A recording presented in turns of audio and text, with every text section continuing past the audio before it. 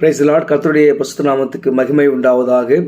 இன்றைய நாளுக்கான இறை வார்த்தை மத்தேயு எழுதின நற்செய்தி நூல் 25ஆம் அதிகாரம் வசனங்கள் 14 முதல் 30 வசனங்கள் முடிய.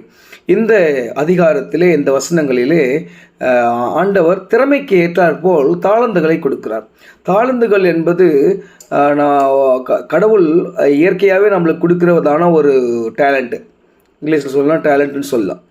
அநேகருக்கு இப்போது சிலர்லாம் பார்த்தீங்கன்னா நல்ல மெமரி நல்லா இருக்கும், வாய்ஸ் நல்லா இருக்கும், நல்லா பாடுவாங்க, ஸ்டோரிஸ் நல்லா சொல்லுவாங்க, டிஃப்ரெண்ட்டாக ட்ராயிங் பண்ணுவாங்க, நல்ல கிராஃப்ட்டும் நல்லாயிருக்கும். அந்த மாதிரி டான்ஸு, ஸ்போர்ட்ஸு, இது எல்லாம் தனித்துவமாக இருப்பாங்க. தாளந்துகளை கர்த்தர் எல்லாருக்குமே அவங்களுடைய திறமைக்கு ஏற்ற போல் கொடுத்துருக்குறார். அந்த தாளந்துகளை நாம் எப்படி உபயோகிக்கிறோம் என்பதுக்கான ஒரு அழகான ஒரு கதை.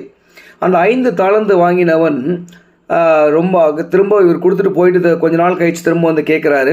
அவன் அவர்கிட்ட போயிட்டு, நான் இதை கொண்டு இன்னொரு 5 தாளந்துகளை நான் சம்பாதித்தேன் என்று சொல்கிறான். அப்போது ஆண்டவர் அவனை பார்த்து சொல்கிறாரு, அவன் இது மாதிரி சொன்னவனே, அவனுடைய எஜமான் அவனை நோக்கி, நல்லது உத்தமும் உண்மையுள்ள ஊழியக்காரனே, கொஞ்சத்திலே உண்மை இருந்தாய், அநேகத்தின் மேல் உன்னை அதிகாரியாக வைப்பேன் என்று அவனுக்கு வாக்குறுதி கொடுக்கிறார். அவனை ஆசீர்வதிக்கிறார். 2ஆம் தாளந்து வாங்கினவனும் வருகிறான். 2 தாளந்தை கொண்டு நான் வேறு 2 தாளந்துகளை சம்பாதித்தேன் என்று ஆண்டவரிடம் சொல்கிறான். ஆண்டவர் அவனையும் ஆசீர்வதிக்கிறார். நல்லது உண்மையும் முத்தமுள்ள ஊழியக்காரனே, நீ கொஞ்சத்தில் உண்மையாக இருந்தவன், அநேகத்தின் பேர உன்னை அதிகாரியாக வைப்பேன்னு சொல்லி ஆசீர்வதிக்கிறார். இன்றைக்கி நம்மளுக்கும் ஆண்டவர் நல்ல தாளந்துகளை கொடுத்துருக்கிறார். நம்முடைய பிள்ளைகளுக்கு நல்ல தாளந்துகளை கொடுத்துருக்குறாங்க. நம்ம பிள்ளைகளை எப்போவுமே நீ இப்போ இதை அதாவது டீமோட்டிவேட் பண்ணாமல் நம்ம மோட்டிவேட் பண்ணணும். ஏன்னு சொன்னால் அந்த அப்படி பண்ணும்போது தான் அந்த தாளந்துகளை வளர்த்து கொள்ள பிள்ளைகள் இன்னும் அதிகமாக முற்படுவார்கள். இப்போது ஒரு தாளந்து வாங்கினவன் அவன் சொல்கிறது தான் ரொம்ப ஆண்டவருடைய கோபத்தை தூண்டுகிறதான ஒரு காரியம். இன்றைக்கி நம்ம இந்த ஒரு தாளந்து உடையவர்னா எத்தனை பேர் இருக்கிறோம் பாருங்களேன்.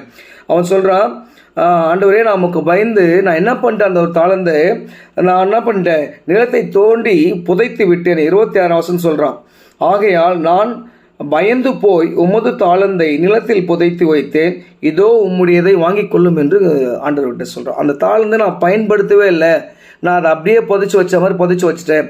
அப்போ ஆண்டவர் அவனுக்கு என்ன நம்ம சொல்கிறாரு, அவனை பார்த்து அவனுடைய எஜமான் பிரயோஜனமாக, பொல்லாதவனும் சோம்பலுமான ஊழியக்காரனே, இதை நீ விற்றுருந்தா கூட நான் என்ன பண்ணுப்பேன், வட்டியோடு திரும்ப வாங்கி கொண்டு இருப்பேனே, நீ ஏன் இப்படி பொல்லாத ஒழிக்காரனாக இருக்கிற, சோம்பலாக இருக்கிறன்னு சொல்லி அவனுக்கு ஆண்டவருடைய கோபத்தை வெளிப்படுத்துகிறார்.